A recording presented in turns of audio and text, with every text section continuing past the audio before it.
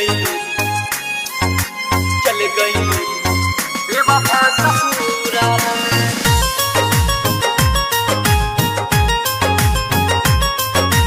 पागल करके चल गई। Music by Aditya.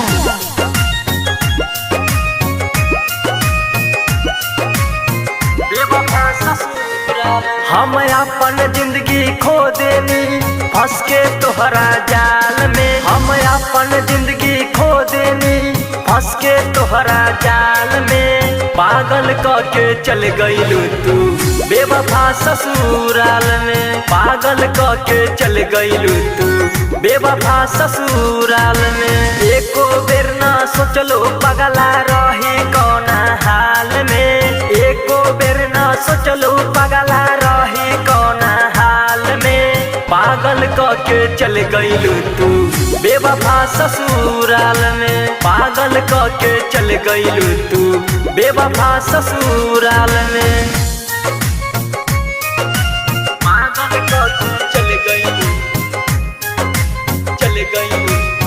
बेवफा ससुराल में।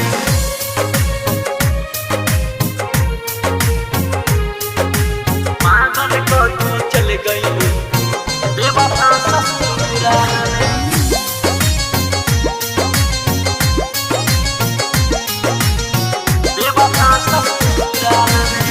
बसल रहलू दिल में हमारा बन के परछाई। कैसे भुला गईलू एहो हर जाई। एहो हर जाई बसल रहलू दिल में हमारा बन के परछाई। कैसे भुला गईलू एहो हर जाई। आँखिया के आंसू पूछ ले दिहल तोर रुमाल में। आँखिया के आंसू पूछ ले दिहल तोर रुमाल में। पागल करके चल गईलू तू बेवफा ससुराल में। पागल करके चल गईलू तू बेवफा ससुराल में। पागल करके चल गईलू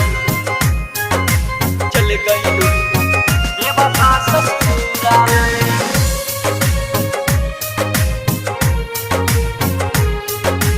पागल करके चल गईलू बेवफा ससुराल में।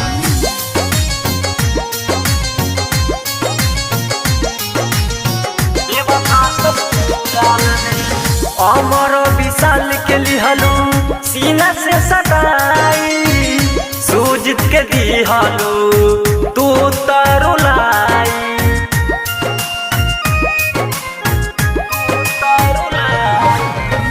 अमर विशाल के लिहलू सीना से सटाई। सूजित के दिहलू तू तरुलाई। विक्रम साथे जिंदगी बिताइबू तू तो खुशहाल में। विक्रम साथे जिंदगी बिताइबू तू तो खुशहाल में। पागल करके चल गईलू तू बेवफा ससुराल में। पागल करके चल गईलू तू बेवफा ससुराल में।